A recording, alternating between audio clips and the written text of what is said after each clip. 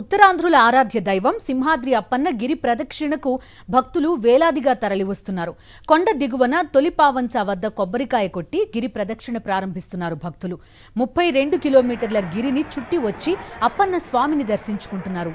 ఈ నేపథ్యంలో సింహాచల గిరి ప్రదక్షిణ కొనసాగుతోంది. ఏటా ఆషాఢ పౌర్ణమిని పురస్కరించుకుని చతుర్దశి నాడు లక్షల మంది సింహాచల క్షేత్రానికి తరలివస్తారు. సింహాచలం గిరి ప్రదక్షిణ చేసి స్వామిని దర్శించుకుంటారు. పౌర్ణమి సందర్భంగా ఆదివారం వేకువజామున సింహాద్రి అప్పన్నకు తుది విడత చందన సమర్పణ చేస్తారు.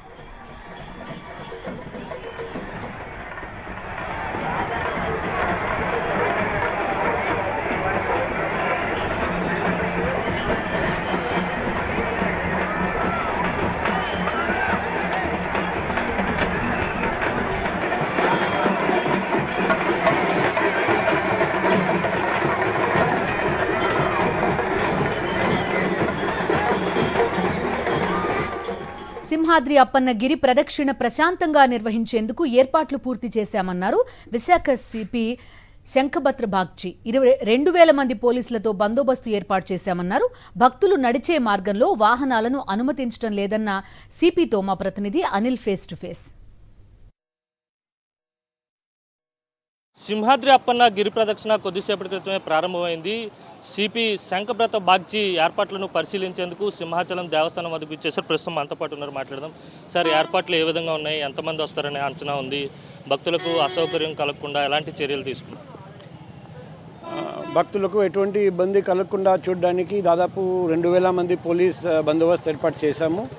నేను ప్రతి పాయింట్ పర్సనల్గా పోయి చూస్తున్నాము. ఇప్పుడు స్లోగా సంఖ్య పెరుగుతూనే ఉంటుంది కాబట్టి మేము డ్రోన్ ద్వారా పరిశీలిస్తున్నాం, సీసీటీవీ ద్వారా పరిశీలిస్తున్నాం. చీకటి ఉన్నప్పుడు అన్ని చోట్ల లైట్ వెలగాలి, అది ఎన్ష్యూర్ చేస్తున్నాం. తర్వాత మా వాళ్ళు అందరూ పబ్లిక్తో భక్తులతో మర్యాదగా ప్రవర్తించాలి, అది కూడా చెప్పడం జరిగింది. రోడ్ మీద ఎటువంటి అతిక్రమణం లేకుండా, ఎటువంటి అన్అథరైజ్డ్ పార్కింగ్ లేకుండా ఫ్రీగా ప్యాసేజ్ పెట్టబోతున్నాం. సో దట్ పబ్లిక్ ఈజీగా ప్రదక్షిణ పూర్తి చేసుకోవచ్చు. సార్, గతంలో చందనోత్సవం ఈవెంట్ జరిగినప్పుడు పోలీసుల వాహనాలు అధికంగా అలౌ చేయడం వల్లనే కాస్త సమస్య తలెత్తింది. ఈసారి అలాంటి సమస్యలు ఏమి రాకుండా ఎటువంటి జాగ్రత్తలు తీసుకున్నారు? మీరే చూసారండి, మేము అన్ని పోలీస్ వెహికల్స్ ఇక్కడ నుండి తీపించమని చెప్తున్నాం. ఒక రోడ్ మీద వెహికల్ ఉండడానికి లేదు. ఈరోజు మాత్రం రోడ్ భక్తులకు మేము కేటాయించాము. రోడ్ మీద ఈ పర్టికులర్ ఏరియాస్లో 32 కిలోమీటర్ ప్రదక్షిణ రూట్, అక్కడ రోడ్ మీద వెహికల్ పెట్టడానికి లేదు. పోలీస్ వెహికల్ అయినా సరే పెట్టడానికి లేదు, వేరే వాళ్ళ వెహికల్ అయినా కూడా 2 వీలర్ కానీ 4 వీలర్ కానీ పెట్టడానికి లేదు.